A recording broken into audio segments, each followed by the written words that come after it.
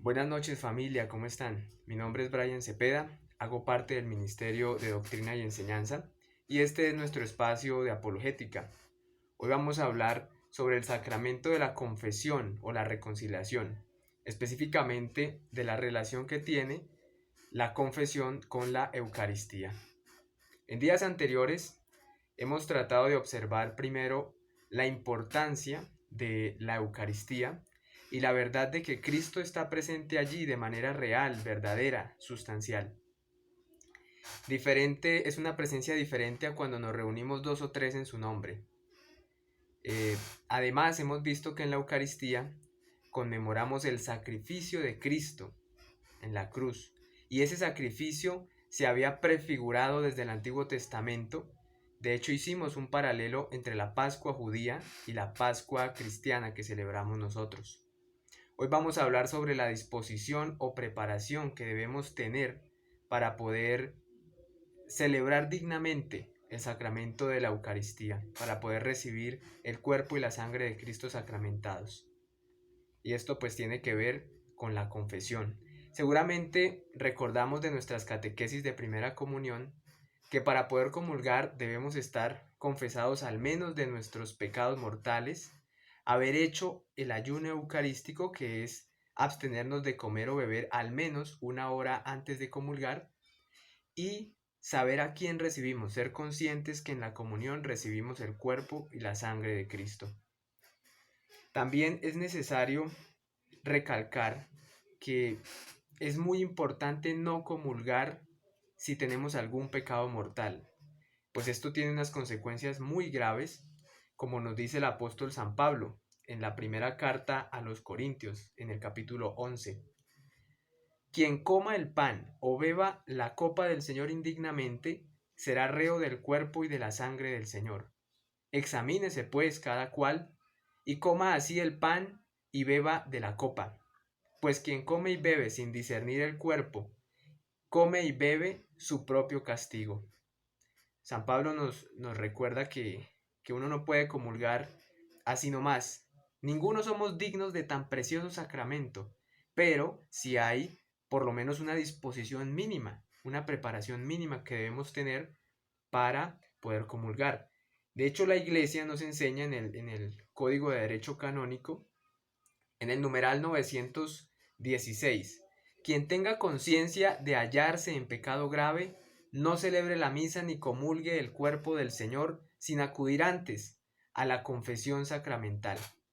Entonces estamos hablando de un tema muy importante, muy grave diría yo, el comulgar teniendo algún pecado mortal o sin ser conscientes de a quién recibimos. Es algo muy, muy importante. Entonces es un tema que para la iglesia es importante, pero al mismo tiempo puede surgirnos la idea o la pregunta, bueno, ¿y por qué no me puedo confesar yo directamente con Dios? ¿Por qué tengo que confesarme con otro hombre, con otro pecador? ¿Mm? Y la respuesta es muy simple, y eso es lo que quiero que veamos el día de hoy, o quisiera que viéramos el día de hoy. Cristo lo ha querido así. Les ha concedido ese poder a algunos hombres para que podamos recibir el perdón de nuestros pecados por parte de Dios. ¿Y en dónde vemos esto? Vamos a leer una parte del Evangelio según San Juan, en el capítulo 20. En este momento Cristo ya había resucitado, se había presentado a María Magdalena y estaba en medio de sus discípulos. Dice así: al atardecer de aquel día, el primero de la semana, estando cerradas por miedo a los judíos las puertas del lugar donde se encontraban los discípulos, se presentó Jesús en medio de ellos y les dijo: la paz con vosotros. Dicho esto, les mostró las manos y el costado. Los discípulos se alegraron de ver al Señor. Jesús les dijo otra vez: la paz con vosotros. Como el Padre me envió, también yo os envío. Dicho esto, sopló sobre ellos y les dijo: recibid el Espíritu Santo. A quienes perdonéis los pecados, les quedan perdonados. A quienes se los retengáis, les quedan retenidos. De las palabras de Cristo observamos que, primero, que el sacerdote, el padre, el cura, como a veces les decimos, no viene en nombre propio. De hecho, no perdona los pecados en nombre propio, sino que como Dios envió a Cristo, Cristo los envió a ellos, para que por medio de ellos perdonaran nuestros pecados o nosotros recibiéramos el perdón de los pecados. Otra observación, Cristo les da el Espíritu Santo para llevar a cabo esta tarea en particular, pues les sopló su espíritu sobre ellos, les da el poder, les da, llamémoslo así, la capacidad. Esta parte del Evangelio también nos recuerda algo que estamos próximos a celebrar este domingo que viene, que es la fiesta de Pentecostés. Allí también el Espíritu Santo vino sobre los apóstoles como lenguas de fuego y también estaba reunida la Virgen María, estaban haciendo oración y recibieron el Espíritu Santo, y de ahí fue que la iglesia empezó a evangelizar, a predicar abiertamente. El Espíritu Santo les quitó el miedo que tenían. Nosotros también, cuando recibimos el Espíritu Santo, somos enviados en nombre de Cristo a evangelizar, para lo cual Dios nos concede los dones del Espíritu Santo. Y es que es inevitable salir a proclamar la buena nueva cuando tienes el corazón, o cuando tienes en el corazón el fuego del Espíritu Santo. Es una fuerza, algo que te quema por dentro y te lleva a predicar, a compartir eso que has recibido. Eso mismo experimentaron los apóstoles en el Evangelio, en lo que acabamos de compartir. Recibieron ese Espíritu Santo para poder perdonar a los hombres o los pecados de los hombres, pero en nombre de Cristo y con el poder de Cristo, del Espíritu Santo. Así que para ir concluyendo nuestro momento de hoy, primero, no debemos comulgar sin haber confesado nuestros pecados mortales. Esto tiene graves consecuencias y a veces uno ve filas muy largas de comunión y los confesionarios se ven vacíos. Entonces, importante, confesarnos para poder comulgar dignamente.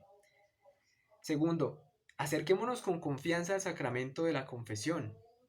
Yo sé que uno va a hablar con otro hombre, otro pecador como yo, pero acerquémonos con confianza porque Él tiene la unción del Espíritu Santo y el poder de Dios para que nosotros podamos recibir el perdón de nuestros pecados. Así que acerquémonos con confianza porque nos vamos a encontrar con Cristo mismo para que nos perdone nuestros pecados.